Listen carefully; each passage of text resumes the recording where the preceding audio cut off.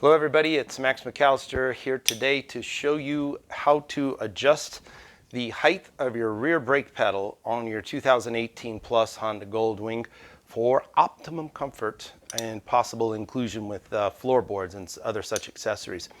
Don't forget you can find me here at Traction Dynamics. Everybody always says, well, where can I find you, find you or talk to you? My email address, I'm max@traction.com, and our company's website for all the products we sell is right there. So come on around here and I'm going to show you. So again, this is another item most people don't know is adjustable for height and comfort, but this brake pedal can be repositioned, again, depending on the size, the length of your foot, the thickness of the shoe you wear, whether you have a floorboard or the stock Honda foot peg. And now another popular accessory that goes along with this Gold Strike floorboard, plug for Gold Strike, is they have a nice decorative cap that matches their floorboard system. So they've got matching floorboards here that all line up and look cool. So, but if you put that on, you've effectively raised the height of the pedal. You may want to lower it a little bit. All right, so how do you do that? In here, you'll need a 12mm wrench and a 10mm wrench, and that's pretty much all there is to it. This nut is a locking nut. You just turn that and break the nut loose. And then you're going to take a wrench and you're going to turn the 10mm shaft that is in the rear brake master cylinder. All right. Now, this moves in a real fine, it's almost hard to see, amount of motion. So, here, let me see, I'll go the other way. And it's in a rubber boot, so the boot feels kind of sticky on it. Just push through it, and it will, hang on a minute, if you go enough, it'll jam the nut again. So just push through the boot and turn the adjuster against the rubber will be dragging, okay? So just know that that's what's happening. But you're not hurting anything. It's designed to turn inside of the rubber protective boot, all right? So you may have to push it backwards, and then you can move the pedal, all right? Now, once you get it where you want it, let's just check and make sure I've got where I want it.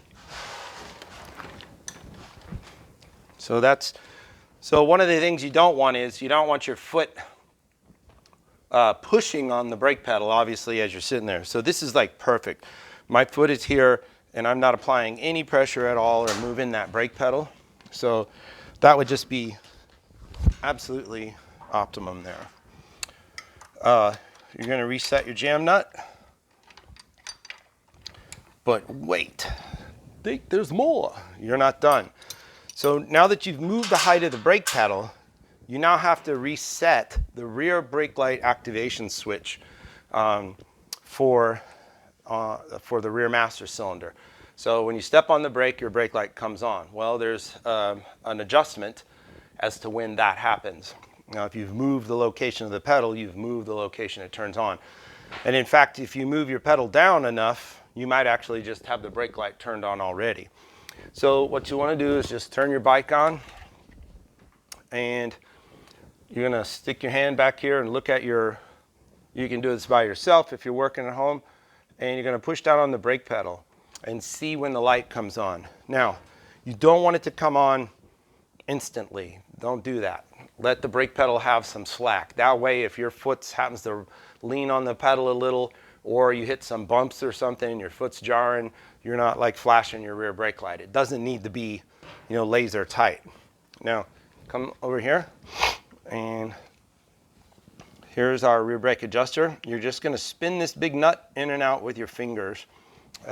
So in this case, my brake light's not coming on soon enough.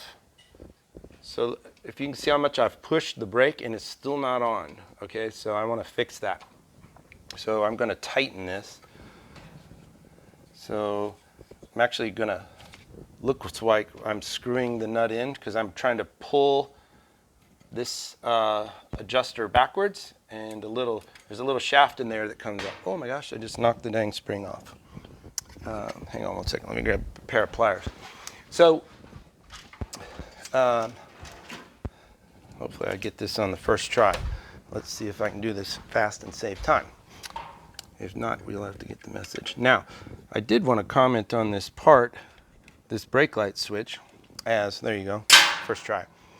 This brake light switch, I think this is something that Honda does as a, it must be as some sort of a salute or a gift to someone in the Honda history, because this basic switch has been on every Honda motorcycle that I know of since I started working on motorcycles and have been around them. So all the way back into the 70s for sure, this basic brake light switch has been on a Honda motorcycle.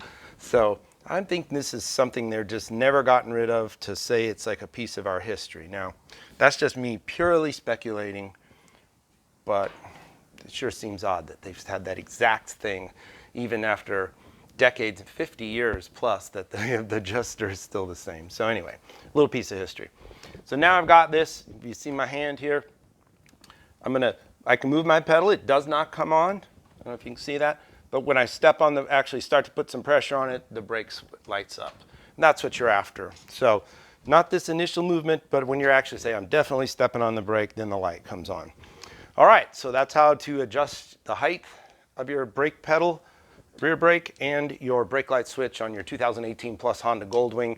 By the way, that brake light switch adjustment applies to all Hondas for 50 years that I know of, since around just before I was, I don't know, I'm 54, so a long time. All right, so my name's Max. If you like this video, don't forget to give it a thumbs up. Please share this video with your friends and amongst your cycling forums. And please subscribe to my channel, and I'll keep this kind of cool content coming.